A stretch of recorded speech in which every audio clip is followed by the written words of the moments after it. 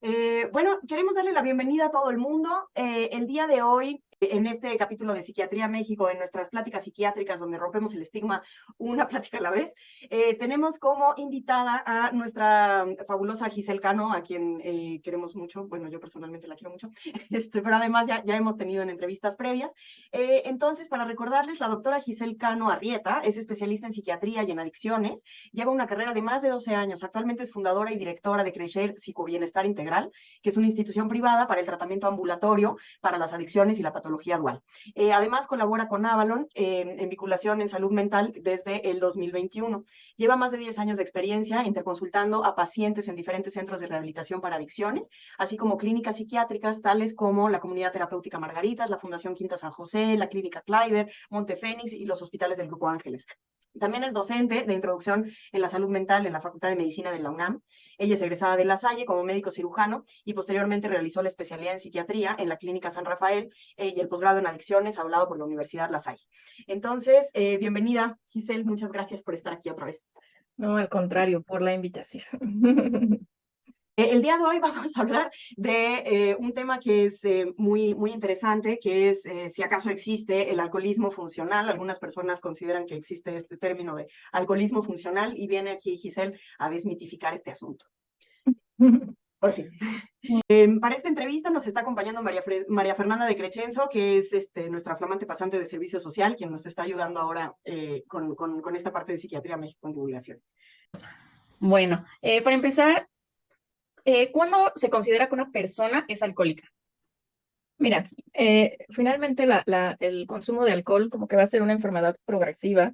Finalmente vamos a empezar a notar ciertos focos rojos desde el inicio, pero para considerar que una persona ya padece la enfermedad del alcoholismo, podríamos pensar que este consumo ya está generándole ciertas discapacidades en varias áreas de su vida. Generalmente ya la persona puede empezar a tener más dificultades para frenar el consumo, es decir, si va a una reunión, probablemente beba en la reunión y probablemente llegando a casa y posteriormente a veces hasta el siguiente día. Entonces ya no está pudiendo limitar la cantidad en el consumo. La persona también podría tener ya dificultades para regularse en ello, es decir, por ejemplo, si decide que justo va a ir a una reunión y en ese momento decide no tomar, probablemente le cueste demasiado trabajo lograrlo y usualmente no lo logre. Entonces ahí ya esta persona está intentando dejar el consumo o limitar su cantidad de consumo y no lo logra, lo está fracasando, ¿sí? Otra forma en la que podríamos darnos cuenta que una persona ya tiene alcoholismo es que al otro día no logra frenarlo. Es decir, siempre cuando ya está con la abstinencia del alcohol, propiamente la cruda, la que le llamamos la cruda, pues tiene que curársela y así mismo los pacientes te lo dicen. Me la curo pues con un tequilita, me la curo con 2 o 3 cervecitas, ¿no? Y de pronto pues en México es muy frecuente que digamos que es lo más común, que al otro día te desayunas tus chilaquiles y cosas excesivamente grasosas y picantes. Bueno, pero generalmente, ¿por qué? Porque van acompañados de alguna otra bebida alcohólica, ¿de acuerdo? Cuando ya tenemos también dificultades para cumplir con responsabilidades habituales, por ejemplo, si una persona tenía el otro día trabajo y ya empieza a llegar tarde o de plano ya no se presenta, o un compromiso familiar, me tocan muchos pacientes que de pronto ya no cumplen con el compromiso que tenían al otro día, por ejemplo, tenían que llevar al hijo a la natación o a la fotografía, etcétera, etcétera, y bueno, empiezan ahí a fallar en estas actividades familiares, ahí ya también se podría considerar como parte ya de un síntoma de la enfermedad. Otras situaciones que también es frecuente es que en muchas ocasiones ya el paciente, como bebe en demasía y como probablemente su estado físico y mental va cambiando, se vuelven un poco a veces mala copa, ¿no? De pronto ya tienen conductas como agresividad, irritabilidad, intolerancia, se ponen necios, etcétera.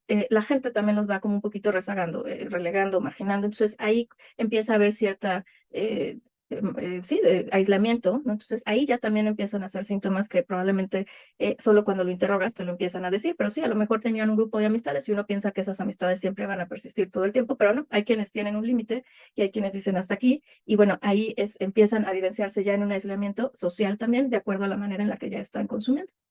Y bueno, otros síntomas que también nos podríamos dar cuenta del consumo es que empiezan a consumir alcohol en situaciones donde finalmente tampoco el contexto lo amerita. Por ejemplo, nosotros podemos ir al cine, no es un lugar habitual para consumir alcohol, porque en realidad el objetivo de ir al cine es ir a ver tu película. Pero cuando ya empiezan a combinar actividades de ir a algo específico y además consumir alcohol, ¿no? En una situación donde probablemente no era meritorio, Y bueno, ahí es cuando ya empiezas a darte cuenta que la persona está teniendo una necesidad imperiosa en cualquier actividad, llámesele social. Es muy típico que están en una comida de trabajo y son los que empiezan a pedir una bebida alcohólica, cuando a lo mejor todavía después del trabajo hay que regresar a la oficina o al consultorio, ¿no?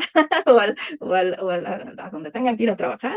Y lo empiezan a combinar, ¿no? Entonces, de pronto, sí son situaciones que te van dando la pauta, y cuando lo empiezas a interrogar, pues empiezas a integrar ahí ya la enfermedad completa del consumo de alcohol, que ya empieza a ser una enfermedad.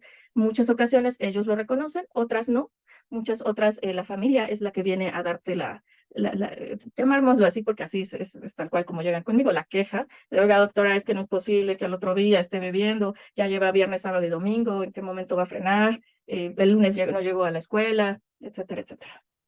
Entonces podríamos decir, Giselle, que no es específicamente la cantidad de alcohol que alguien consume, ¿no? O sea, en realidad podría ser poquito, mucho, o sea, podría variar de una persona a otra. Más bien son estos datos alrededor los que nos hablan de alcoholismo. Sí, definitivamente sí, porque tenemos personas que además tienen una tolerancia muy baja, y con muy baja cantidad empiezan a tener ya los síntomas de abstinencia. Sí, sabemos también las diferencias de género. Las mujeres tienen menor tolerancia que el género masculino. Entonces, de pronto sí empezamos a ver también ciertas características bioquímicas pues, que precisamente no va a ser igual. Mucha gente tiende a medir, precisamente, y qué buena pregunta haces, tiende a medir, y de entonces dicen, bueno, como yo tomo 3 copas, estoy en el rango de adecuado.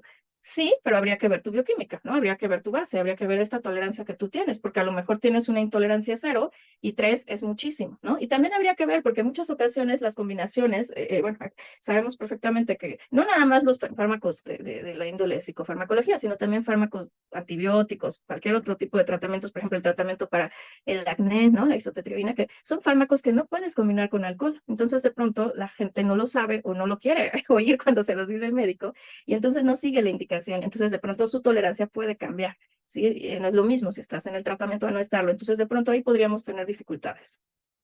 Una de las cosas que yo muchas veces utilizo como pauta GIS, no sé si tú estés de acuerdo, es cuando les digo a los pacientes que para mí una bandera roja es cuando lo están usando como si fuera medicina. O sea, es decir, no están usando el alcohol como acompañante de la comida, o sea, como un alimento más, sino que lo están haciendo para paliar algún síntoma o para tratar algún síntoma. Por ejemplo, pacientes que están muy ansiosos y entonces echan su copita, o que tienen insomnio y entonces echan su copita. O sea, para mí eso ya es como una primera, digamos, bandera roja de que el consumo quizás no es adecuado, ¿no? O sea, que quizás estamos ante un problema, quizás no alcoholismo todavía, pero ya hay un consumo perjudicial. Sí, definitivamente, una manera incluso de poder empezar a diferenciar ya entre una persona que consume de manera social en un contexto, digamos, dentro de lo que cabe sano, a una situación ya patológica, precisamente es esa pregunta clave: ¿en qué situaciones tú consumes alcohol? Cuando la persona empieza a asociarlo con su sistema emocional, cuando la persona empieza a asociarlo: es que estaba muy molesto, me salí de la oficina y me fui a un bar y tomé. Ahí eso empieza ya a ser un consumo, que ya podríamos empezar a interpretarlo como secuela de un síntoma, ¿no? A lo mejor estaba frustrado, estaba enojado, pero el punto es que no está sabiendo manejar estas emociones o esa frustración, y de pronto se conecta justo con la parte impulsiva, y ahí esa combinación ya empieza a ser un problema. Cuando nosotros empezamos, y esto lo puede hacer desde todos los psicoterapeutas en su consultorio, y también los médicos generales, no solo los psiquiatras, eh, justo en qué contextos tú consumes alcohol, ¿sí? Si el contexto es única y exclusivamente, pues cuando voy a un restaurante y estoy degustando un alimento, una comida, cuando estoy con los amigos, estamos en una carne asada, el vinito, perfecto, eso está perfecto. Pero cuando ya empiezas a escuchar un discurso, y aquí justo es esto, la pregunta del día de hoy, ¿no? ¿Acaso existe el consumo de alcohol funcional? Ahí es mucha gente empieza a decir: bueno, pues es que yo solamente tomo cuando tengo insomnio. O sea, no me puedo dormir y me echo un caballito, ¿no? Y entonces de pronto, pues yo al otro día me voy a trabajar, doctora, y sin problema. Y aparte, yo cumplí con todas las funciones de mis hijos, los llevé al ejercicio, las tareas, les di de cenar. Y bueno, pues no, ¿qué más, no? O sea, ¿dónde está mi disfunción? Entonces, ahí es cuando empiezas a decir: sí, pero ¿qué pasa si tu cerebro empieza a identificar que tú te relajas fácilmente con el alcohol? ¿sí? Ahí finalmente tú ya estás empezando a activar lo que llamamos el sistema de recompensa, ¿no? El sistema dopaminérgico.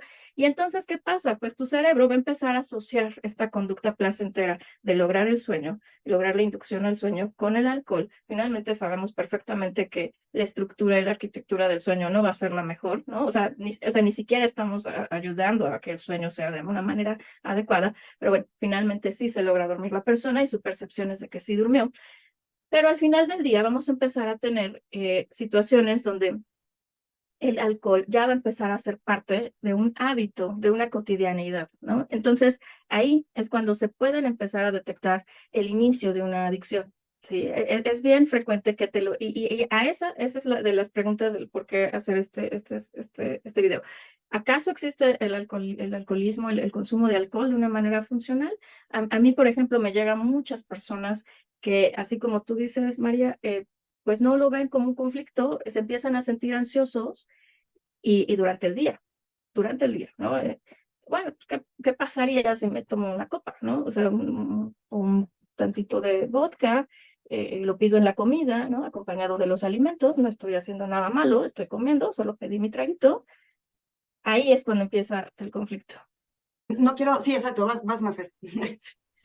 Bueno, entonces ya mencionó ahorita esa parte del alcoholismo funcional. Entonces, ¿se podría decir que hay diferentes tipos de alcoholismo funcional? Digo, de alcoholismo así como tal.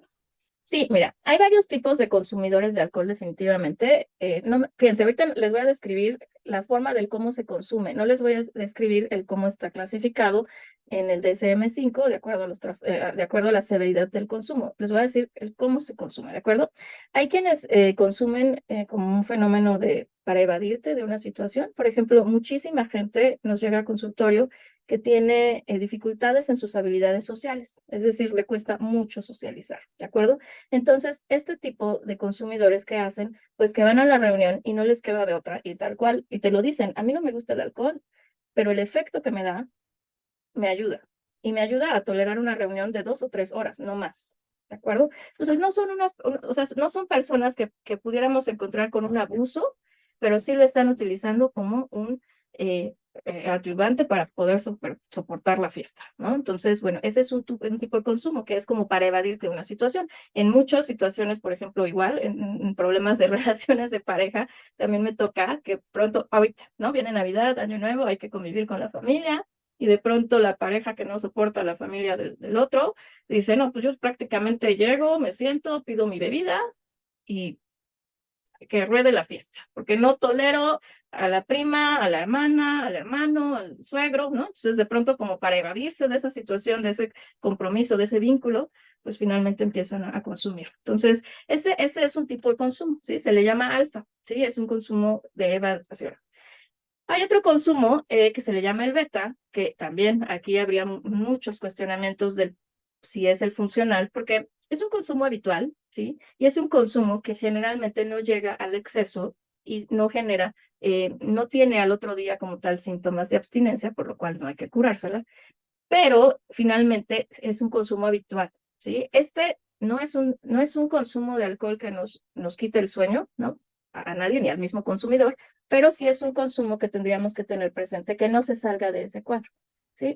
No voy a estigmatizar, o sea, imagínense, si te llega un chico de 14, 15 años y que tú le digas que no debe beber, pues obviamente va a beber, ¿no? Pero aquí el punto sería en el cómo y en el cuándo y en el por qué. ¿Sí? Y en el dónde, ¿no? Entonces, siempre esas preguntas, ¿no? Pero, ¿cómo, cuándo, por qué y dónde lo vas a hacer? Ok, si tú entras en serías como un consumidor beta, ¿no? Donde no hay ningún conflicto, pero que siempre hay que tenerlo en la mira. Yo siempre les invito a todos que estemos en atención a la salud mental y no mental, porque los médicos las personas que estamos en contacto con la salud, es importante preguntar siempre si hay consumo de alcohol, obviamente tabaquismo, pero alcohol también, ¿de acuerdo? Y solamente para tenerlo ahí anotado, a lo mejor en la esquinita del expediente para saberlo. Hay otro tipo de consumidor que se le nombra epsilon, que es un consumo que ese sí ya nos empieza a quitar el sueño, porque es un consumo muy raro, que pueden pasar meses, 3, 4, 5 meses, 6 meses, pero es excesivo, ¿sí? O sea, el problema de este consumo es lo que le detona el consumo, porque yo tengo pacientes que y llegan a la consulta muy angustiados, muy asustados del cómo llegaron a esta situación. Y nunca consumen. La bronca es que cuando consumen lo hacen en demasía y ahí surgen varios fenómenos, como por ejemplo los típicos blackout, que es cuando tú tienes una pérdida de la memoria del periodo durante de intoxicación, ¿no? Y entonces de pronto puedes tener muchos errores de juicio en esa etapa. Entonces ahí es cuando el paciente entra en pánico, porque en muchas ocasiones sí tienen errores de juicio. O sea, no es que te duermas y ya, ojalá así fuese, ¿no? En realidad el paciente empieza a cometer muchas situaciones de impulsividad con error de juicio y pues puede ser desde conductas sexuales obviamente inapropiadas, sin protección, consumo de otras sustancias y actividades diversas que estén relacionadas a lo que emocionalmente tú traigas, ¿de acuerdo? Porque si tú traes también un background de una depresión, pues ahí se te puede incrementar una situación de ideación suicida o incluso un intento, que también me han llegado pacientes así, me han llegado pacientes que en la vida habían probado otra sustancia y estando ya en el ambiente, pues les ofrecen otra droga, por ejemplo la cocaína, y se meten cocaína. Me han tocado pacientes que ahora sí que en el error de juicio, pues que le invitaron en la fiesta a todos y la tarjeta saturada, les juro, así de pavor, de doctora, pagué 20,000 pesos, me va a matar mi esposa, y tal cual, ¿eh? O sea, es información así clasificada que me dicen, no le puedo decir que pague 20,000 pesos. Otros que son defraudados, finalmente sabemos que, pues, ¿no? O sea, los meseros, todos aprovechan una situación así. Entonces, me llegan situaciones en este tipo de consumo muy graves, chicas, que incluso es muy peligroso, te vuelves vulnerable a un abuso o a una situación de violación, entonces, sexual. Entonces, de pronto, este tipo de consumo hay que estudiarlo, porque fíjense que cuando ya uno lo estudia y ya empiezas a checar antecedentes, generalmente está asociado a alguna patología eh, psiquiátrica, ¿de acuerdo? Generalmente siempre viene acompañado o de un trastorno de personalidad, o de un trastorno afectivo, o incluso de un trastorno por déficit de atención e hiperactividad, que ahí la impulsividad se le bota. Entonces, sí, siempre, la comorbilidad ahí es casi que el diagnóstico, ¿de acuerdo? Entonces siempre los estudiamos mucho. Bueno, siguiendo a la pregunta, hay otro tipo de consumidor que se le llama gamma. Ese consumo es única y exclusivamente personas que evidentemente también tienen alguna otra comorbilidad psiquiátrica, pero que su consumo no lo hacen en público, no lo hacen en una situación social, su consumo es a escondidas, ¿de acuerdo? Ellos consumen única y exclusivamente a escondidas. ¿Cómo lo logran? Pues porque finalmente ahí el alcohol es justo el paliativo. Volvemos al punto de evadir una sensación, evadir un tema, y lo hacen escondidas. Me tocan muchos, que aquí es donde también metería yo la cuestión de si acaso existe el consumo funcional del alcohol por el efecto propio del alcohol. Sí, aquí me toca a muchos pacientes con trastornos de ansiedad generalizada que de pronto empiezan a tener broncas, no sé, imagínense, que tienen una junta de trabajo muy importante, que empiezan a tener ciertas angustias de cómo se van a desenvolver, de que si tienen que mostrar un nuevo proyecto. Entonces empieza todo este estrés. Ahí, de verdad, y créanme que la pandemia favoreció muchísimo. Me llegaron algunos pacientes, y les voy a decir que pues, se me hizo muy frecuente que me llegaran ya más de 3 en esa circunstancia, es baja la N, pero finalmente que te lleguen al consultorio en una situación similar donde durante la pandemia, estando en casa, pues se facilitaron los límites, se facilitó esta cuestión de escondidas, pero ¿qué pasa cuando regresas a la oficina? ¿Qué pasa cuando regresas a las juntas? ¿Qué pasa cuando regresas a esta cotidianidad? Pues que empiezan a utilizar los termos, tal cual, los termos que usamos para el café, ¿no? Donde se mantiene la bebida caliente, bueno, pues también se mantiene fría, y entonces a combinar y hacer su anforita tal cual, y entonces híjole, que tengo junta a las 11, ¿no? Pues tráete mi aforita, ¿no? Y entonces de pronto, ¿no? O sea, se ponen el cubrebocas, entonces les oculta el aliento, ¿no? De alguna manera, digo, sabemos perfecto que no al 100, pero bueno, ellos, ¿no? Y así se vacían el perfume, y entonces empiezan en situaciones de verdad bien complicadas, porque este consumo escondidas, el paciente empieza a perder la capacidad de cantidad que está bebiendo, ¿de acuerdo? Entonces son muchas horas de consumo, podríamos hablar de un horario laboral incluso, y perdemos la noción de la cantidad. Entonces, me han llegado a consulta incluso intoxicados y me lo dicen, doctora, lo siento, no lo pude evitar, me eché pues mi traguito, compré el vodka en la mañana, eran 750 mililitros, y pues ya llevo la mitad, ¿no? Entonces, y lo revuelven incluso con café, ¿eh? O sea, es increíble, o sea, la combinación con la cual podríamos encontrarlo es diversa, ¿no? Entonces, o se echan el destilado de jalón, ¿no? Entonces, de pronto sí es complejo, es de los focos rojos más graves, porque además, y vuelvo al punto de la funcionalidad, ellos te argumentan para el tratamiento y para evitar justo el tratamiento, pues es que yo estoy muy bien, doctora, yo sí trabajo, yo sí cumplí la junta, yo sí fui allá, además, bueno, pues a veces algunos incluso me lo han dicho, yo ya no manejo, doctora, entonces yo no tengo bronca con los accidentes, yo no manejo, yo ando en transporte público, entonces si me echo mis traguitos, yo no manejo, ¿no? Entonces no hay bronca. Sí, pero es que tú no estás viendo cómo te está viendo la otra persona que está frente de ti. O sea, por supuesto que tu sistema de decisiones, tu cuestión incluso de tus prioridades, del cómo te verbalizas, o sea, el alcohol es alcohol, al final del cuenta, así te lo tomes diluido en traguitos, es alcohol y va a haber efectos, por supuesto, de intoxicación. Tan es así que te estás sintiendo relajado. Entonces, por supuesto que tenemos ahí un tema, es muy grave. Yo creo que es del por qué también yo empecé con estas cuestiones de, es una falacia decir que tienen un consumo de alcohol funcional. Eso no es funcionalidad. Un tiempo, pero fíjense, es un tiempo, porque pasan los meses o incluso si la libran un año, es un progreso muy rápido de la enfermedad. La enfermedad generalmente puede desencadenarse si empezamos en un consumo habitual sin exceso. Pueden pasar 7 o 10 años o sea, si tú mantienes un consumo, ¿no? Que va elevándose, pues pueden pasar 7 a 10 años para generar la enfermedad. Pero en un consumo a escondidas, no, ahí sí no pasan 7 años, pasan 2 años, cuanto mucho, ¿eh? Para que ya empiecen a haber crisis y para que tú ya empieces justo con el otro escalón de la enfermedad, que sería el delta, que sería el consumo diario. ¿De acuerdo? O sea, ya de escondidas, que puede ser esporádico, que incluso puede llegar a ser diario, es a veces menos de un año y ya están en consumo diario de grandes cantidades, que ese sería como el delta, ¿sí?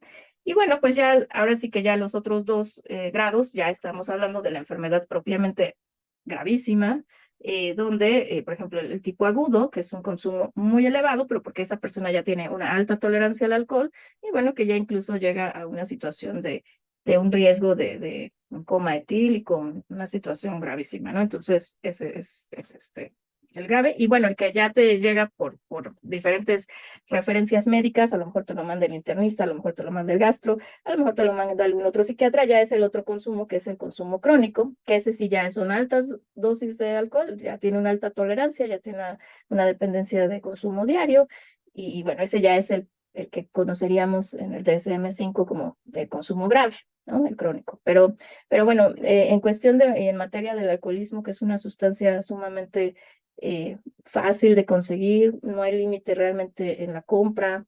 La única situación en un Oxxo es que seas aparente, porque no te piden el INE, aparentemente mayor de edad, ¿no? Y ya, ¿no? Basta con ir a una Oxxo, basta con pedirlo en Rappi, en Uber Eats, cada vez es más sencillo. En pandemia realmente tuvimos un incremento increíble en cuestión del consumo porque las aplicaciones no tenían tema de llevar botellas a ninguna parte.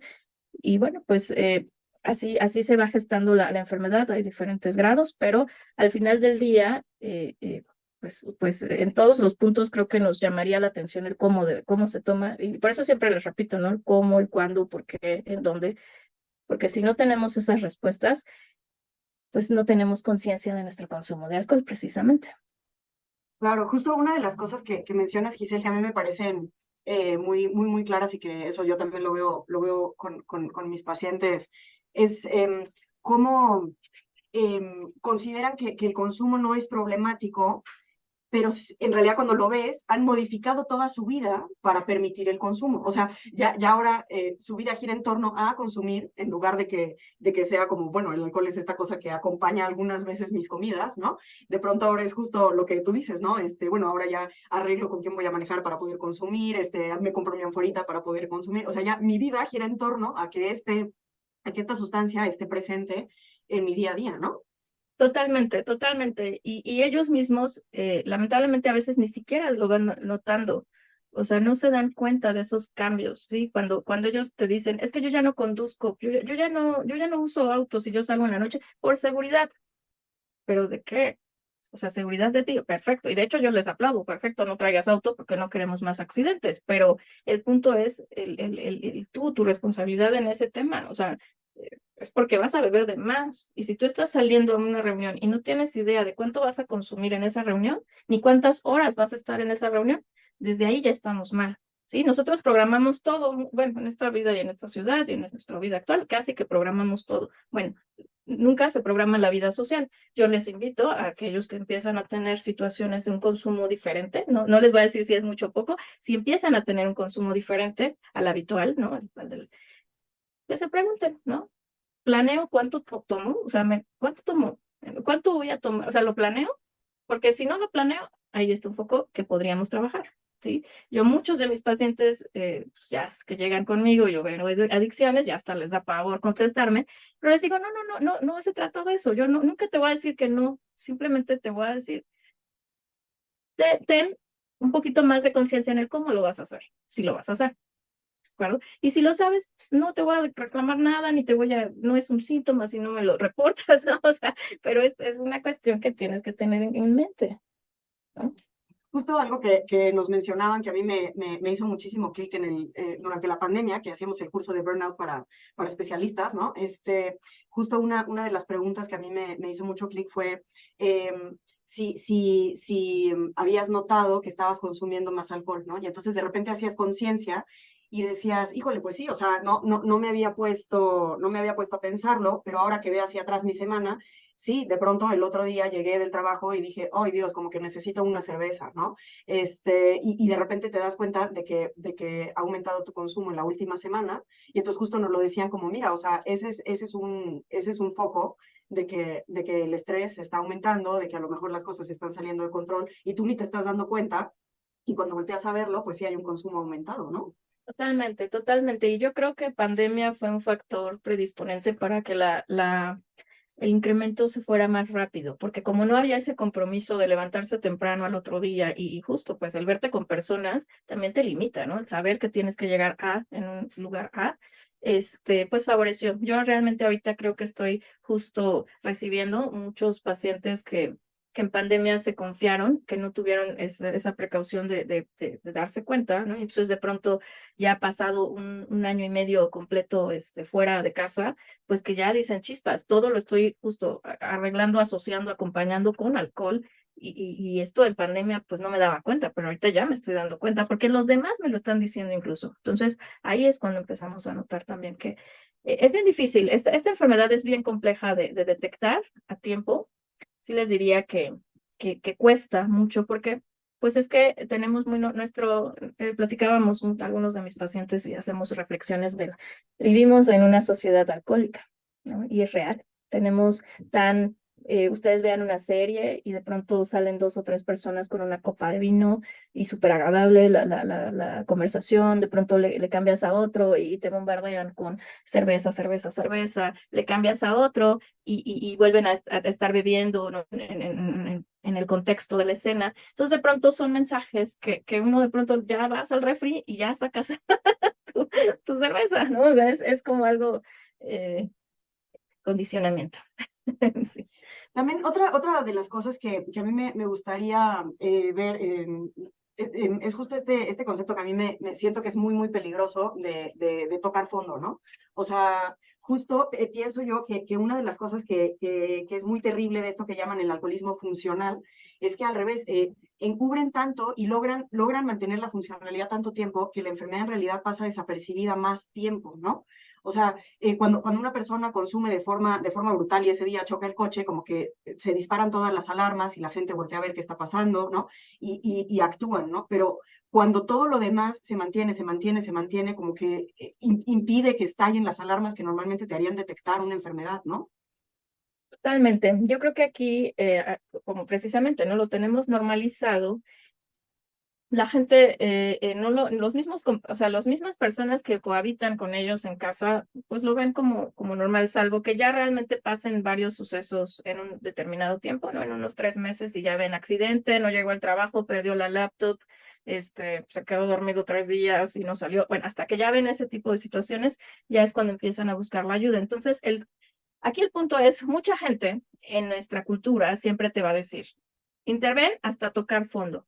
Y yo siempre les pregunto, ¿y qué es eso de tocar fondo? No, pues hasta que ya estén, casi que hasta que sea T por 8, tal cual, ¿no? Y entonces es cuando dices, no, no, no, no, no. A ver, aquí no tenemos, a ver, si tú eres diabético, pongámoslo en otra enfermedad médica, ¿no? ¿Tú vas a esperar a llegar a un coma diabético para intervenir? ¿No, verdad? O sea, tú detectas que tienes diabetes y empiezas a trabajar tu alimentación, los fármacos que se requieran, tu atención médica, ¿no? O sea, trabajamos sobre la prevención de la progresión de la enfermedad. Bueno, el alcoholismo es una enfermedad crónica, es degenerativa y es mortal. Entonces, tú no vas a llegar a tocar fondo, el fondo es la muerte.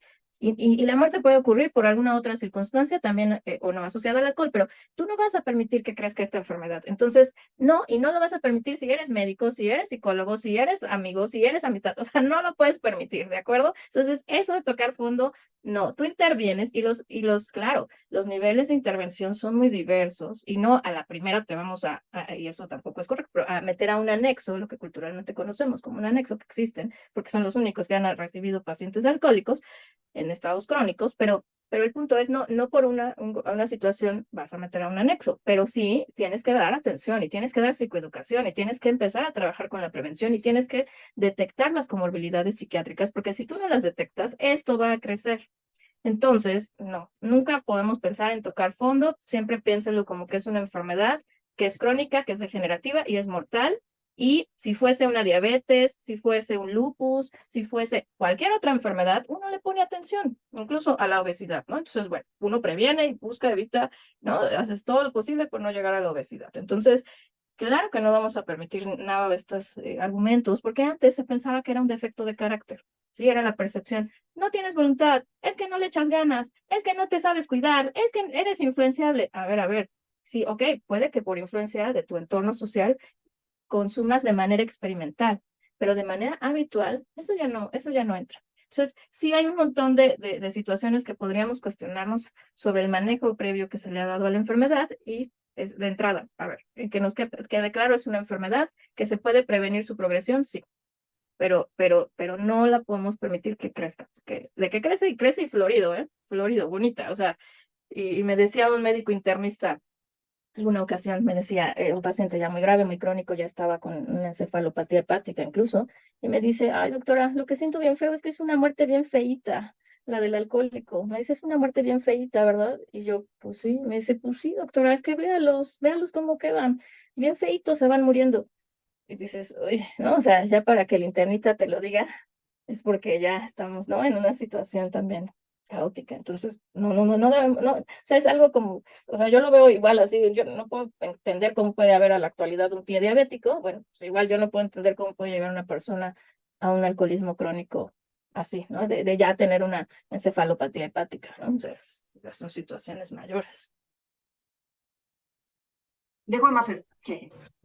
Sí, bueno, entonces, para aclarar, se podría decir que sí existe este alcoholismo funcional y de dónde surgió la idea, porque, bueno, yo nunca lo había escuchado y me puse a investigar y vi que muchísimas páginas lo normalizan, o como que está muy, pues sí, como que ya muy normalizado. Entonces, pues sí, existe. No existe el alcoholismo funcional, definitivamente. La respuesta sería, hay diferentes maneras de cómo se consume el alcohol, pero no existe un alcoholismo funcional como tal, porque ya hablar de alcoholismo ya estamos hablando de un consumo habitual, ¿sí? Entonces, cuando ya hablamos de un consumo habitual, es decir, que es algo frecuente en tu vida, tendríamos que cuidar, ¿no? Siempre, o sea, la mejor prevención de una sustancia es no consumirla. Entonces, no, no existe el alcoholismo funcional y sí, efectivamente lo vamos a encontrar en todas las páginas en todos pues finalmente acuérdense que la industria, ¿no? La mercadotecnia, pues no, la misma sociedad, ¿no? Es bien difícil porque cuando tú incluso llegas a una reunión y tú no aceptas una bebida alcohólica, de entrada ya eres aburrido, ¿sí? Ya eres una persona diferente. Yo, cuando niña, ¿no? Cuando adolescente, pues en mi casa eran muy estrictos y no probé sustancia alguna. Y bueno, era la rarita del grupo, ¿no? Era como la diferente. Y bueno, tampoco hay que llegar a esos extremos, hay que buscar justo, ¿no?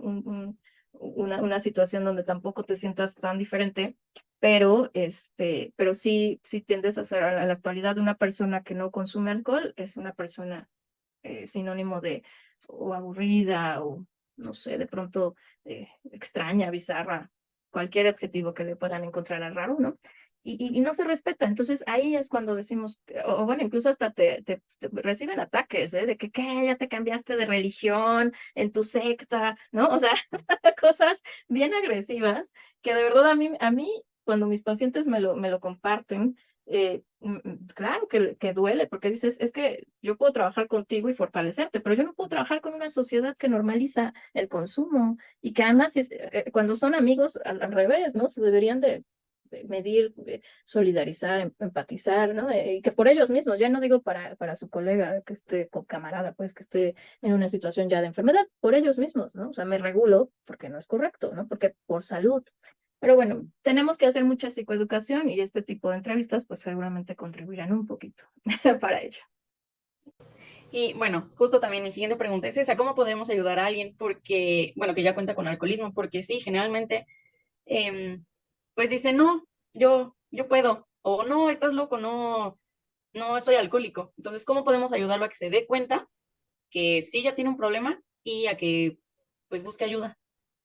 Pues mira, yo creo que a veces nos cegamos en decir es muy difícil conseguir la ayuda, pero no, yo creo que sí hay manera. Mira, el primer contacto es que esta persona pueda ser escuchada por su familia, ¿no? Que tú le invites, oye, esto ya lo empiezo a ver no normal, y eres mi amigo, me preocupas.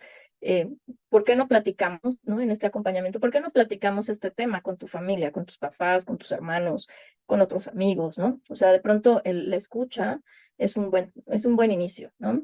Y ya de ahí, ¿no? Que ya la persona acepta hablarlo y acepta estas conversaciones en función a su consumo, pues ya podemos empezar a tocar varias puertas, ¿no? O sea, créanme que a veces hay algunos grupos doble A que pudiéramos decir tienen mala fama, pero hay algunos otros que no. Y si tú buscas en internet grupos doble A, los que están certificados, vamos a encontrar muchísimos en cada colonia. Pero bueno, hay algunos que van a estar cerca de tu lugar, de donde tú vives. Y de pronto, yo les digo, no, a ver, ve a una junta, date la oportunidad de ir a una junta. Y ver qué sientes, ¿no? O sea, a ver si que yo empezaría como, a ver, pues vamos a lo más cerquita, que es un grupo doble A, que es del lugar de gente que vive a tu lado, ¿no? Vecinos, etcétera. Es empezar a concientizar este tema. Y dos, porque pues si tú te acercas a alguien es porque tú piensas que ya tiene un tema más grave, ¿no? No es un consumo del beta, ¿no? Del habitual, perdón, del que no llega a los excesos. Suponiendo que ya es un paciente una persona que está llegando a los excesos, entonces pues sí, es el contacto con un grupo, el hablarlo en familia, el empezar a reflexionar en familia cómo son sus hábitos de consumo, en qué situaciones están consumiendo también los que viven con él, sus amigos que conviven con él. Y ya de ahí, bueno, pues tal vez ya brincar a la par que de un grupo, tal vez incluso yo ya les diría, ya no me busquen al especialista en adicciones, búsquenme a cualquier persona que esté en contacto con la salud mental, llámese psicoterapeuta, llámese hasta los médicos generales, de pronto podríamos referir ya desde el primer contacto.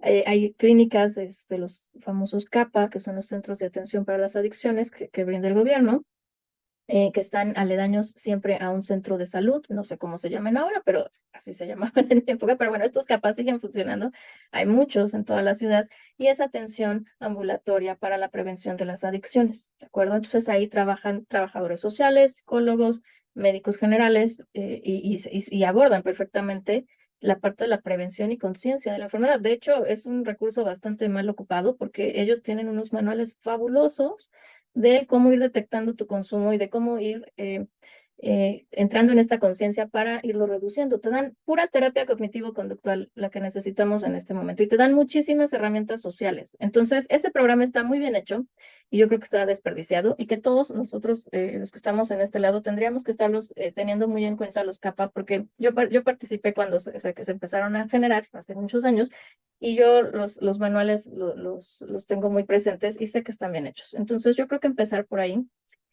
Y bueno, si ya el problema estuviera más cañón y que vemos que hay algunas comorbilidades psiquiátricas, como por ejemplo depresión, como ansiedad, como una situación ahí no diagnosticada, bueno, definitivamente eso sí es atención de un psiquiatra. ¿no? Y bueno, muchos de mis colegas ya empiezan a decir, ¿sabes qué? Le tengo que entrar al tema del consumo de sustancias, porque sí es un tema, por ejemplo, los que ven adolescentes me dicen, ¿sabes qué, Giselle?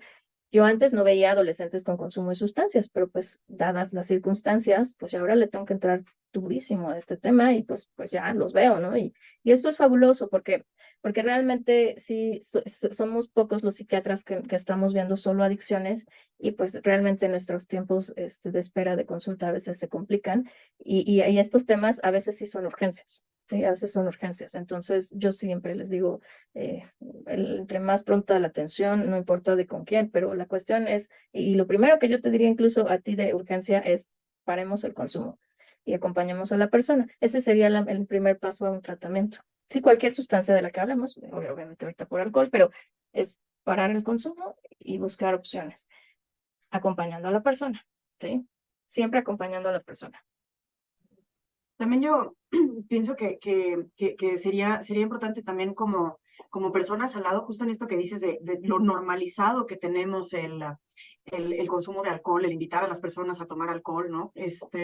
A que cuando detectamos que hay un miembro de nuestro grupo que ya hemos visto que tiene dificultad para controlar su consumo, ¿no? Sea abierto o no, se haya hablado de esto o no, pues favorecer en el grupo que entonces no se invite al alcohol, ¿no? O sea, por ejemplo, si tienes un amigo que característicamente toma mucho, pues entonces más bien planear la salida con él en un lugar donde no sea habitual tomar, donde tú, para empezar, no tomes, ¿no? Como invitarlo con el ejemplo a, a, pues a divertirte, a socializar, a pasártela bien sin la necesidad del alcohol, ¿no? Totalmente, totalmente. Ahí también, y ahí entra mucho. Por eso yo siempre les invito a las familias que se empapen del tema, porque ahí entra mucho la familia. O sea, imagínate que tú tienes un adolescente que le cuesta regular sus límites, ¿no? Y de pronto los papás cada fin de semana invitan a sus amigos y tienen 8 o 10 personas consumiendo alcohol enfrente de ellos, ¿no? Entonces, cómo lo invitas a regularse en sus límites si sus papás son los primeros que tienen a 8 personas que beben 6, 7 horas seguidas, ¿no? Y botella tras botella tras botella, ¿no? Entonces, aquí hablamos mucho entonces de congruencia. Si nosotros estamos detectando el problema en alguien de la familia, tenemos que empezar por nosotros mismos a regular los límites y pues sí, ¿no? Yo siempre les digo, ¿y qué tan diferente realmente podría ser la fiesta sin el alcohol? O sea, yo les invito, o sea, les invito a los pacientes que ya no le digo, a ver, te invito, nada más una fiesta, dame chance a una fiesta y no consumas. Y dime realmente las diferencias que encontraste entre la que no tomaste y la que sí tomaste. Otra plática será de eso, chicos, pero sí, créanme que a veces, aunque pareciera en contra mía, no hay tantas diferencias. Al contrario, hay muchos beneficios de no consumir alcohol. Entonces, a veces está sobrevalorado el efecto. Sí, claro. Sí, creo que ese es justo. Había una campaña hace mucho, de hecho, cuando estábamos nosotros en prepa, yo ya pasó un tiempo, que a mí me encantaba una campaña española para drogas y justo decía, yo me la vuelo sin drogas, yo me divierto sin drogas, yo, ¿no? O sea, justo como para decirte, no es que estemos satanizando esta parte de pasártela súper bien, eso está genial, nada más que no necesitas una sustancia para llegar a eso. O sea, esa parte que es muy bonita, que es muy padre de sentirte conectado con los demás, de disfrutar realmente el momento, de estar presente no es necesario que tengas como este vehículo, ¿no?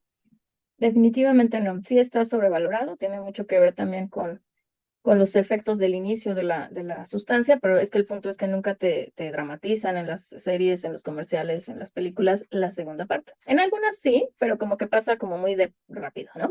La cruda, ¿no? Pero realmente no se enfocan en esas etapas y bueno, tampoco se enfocan en la historia crónica, ¿no? Digo, hay algunas películas que nos muestran como todo el deterioro, pero a lo que voy es, lo tenemos muy estigmatizado a la felicidad. ¿Sí? Y todos buscamos la felicidad, pero a veces esa felicidad en picos, ¿no? En abruptos, no es felicidad, Y también intoxica. como, sí, y también como que siento que se generaliza mucho esta idea de que todos deberíamos de ser capaces de controlar el consumo de alcohol, ¿no? Cuando pues sabemos que el cerebro de todos no es igual, o sea, hay gente que tiene mucha mayor dificultad que otras personas para medir ¿no? Para medir cuánto llevan, para controlarlo una vez que están bajo efectos del alcohol, ¿no? Y no es una deficiencia de carácter, o sea, son variantes anatómicas, ¿no? Yo creo que María, has hecho la observación del oro aquí. Es eso, ¿sí? Es que el punto es que no somos iguales. no somos iguales. Entonces, nosotros no sabemos, cuando tú le invitas una copa a alguien, tú no sabes qué trae, no sabes ni siquiera su rollo emocional, su situación de su situación de bioquímica cerebral, ¿no? Su sistema de impulsividad, todo este rollo, ¿no? Es el que no sabemos. Entonces, es una caja de Pandora cuando tú inicias el consumo de una sustancia. Entonces, hay quienes no van a desarrollar la enfermedad y se pueden autorregular perfectamente y te lo dicen, tomo 3 copas y ya está ahí, ¿no? En su cerebro algo pasa que dice punto. Pero, no, pero eso lo sabemos con la comida, eso lo sabemos con cualquier otra situación y en eso hasta lo vemos como, pues qué bueno, a él no le gusta el dulce, pues a él no le damos dulce, ¿no? Mira, a él no le gusta lo caliente, no le des bebidas calientes, ¿no? Ahí no hay bronca, pero cuando vemos el alcohol, no, tómale, si tú sí puedes, ándale, vamos, otra, ¿no? Pues dices, bueno, ¿y por qué no se respeta esas cosas, no? Pero sí, yo creo que esa es de las mejores observaciones que tenemos que tener en cuenta cuando se desea consumir una sustancia es no somos iguales. De entrada, no somos iguales nadie aquí, o sea, al lado nuestro, ¿no? O sea, aunque estemos en la misma grupito de amigos, cada uno vamos a reaccionar diferente. Entonces, cuando ya empiezas a ver esas situaciones, hasta lo haces con precaución, ¿no? Yo, por ejemplo, les voy a contar mi experiencia personal. Cuando yo tomo alcohol, que no soy la mejor bebedora, ¿cómo me siento? ¿Cuánto tiempo voy a estar aquí? Voy a manejar, traigo coche, ¿no? Ok, una, ya, 3, va, ¿no? O sea, obviamente, cuando era adolescente, obviamente, pues eso no ocurría en mi cerebro, ¿verdad? Pero a lo que voy es, ojalá pudiéramos todos tener esta psicoeducación para que esas preguntas que nos vienen ahora ya a mí de adulta, ¿no? Me hubieran ocurrido desde la adolescencia, ¿no? O cuando estudiaba medicina, ¿no? Claro, es que además eso, o sea, como que siento que, pues eso, no todo el mundo tiene la misma facilidad. O sea, por ejemplo, pues yo no consumo mucho alcohol porque, uno, si es vino, por ejemplo, enseguida me arden las piernas, por alguna extraña razón. Y dos, me da sueño. O sea, el primer efecto que yo siento es sueño. Entonces, pero eso es algo que a mí me protege, ¿no? O sea, pero tengo que entender que eso no ocurre con todo el mundo. O sea, hay personas que eso no les pasa y que aguantan un montonal de alcohol y tardan mucho en darse cuenta de que su consumo ya se pasó de la raya y que ahora sí ya están en franca embriaguez, pero no tuvieron todas esas alarmas que yo, pues, por serendipia tengo, ¿no? O sea, una meritita casualidad, ¿no? Sí, definitivamente, ¿no? Imagínate que empiezan a sentirse estos efectos propios, ¿no? De, pues, relajación, energía, ¿no? La euforia, el platicar más, el pensamiento más acelerado, el sentir la música, el sentir la luz, ¿no? O sea, imagínate, ¿no? O sea, eso te engancha, ¿no? Entonces, al final del día idealizas ese efecto y claro, el tiempo se pasa volando y pues empiezas ¿no? Hasta a tener más tolerancia a la fiesta, a conocer más gente.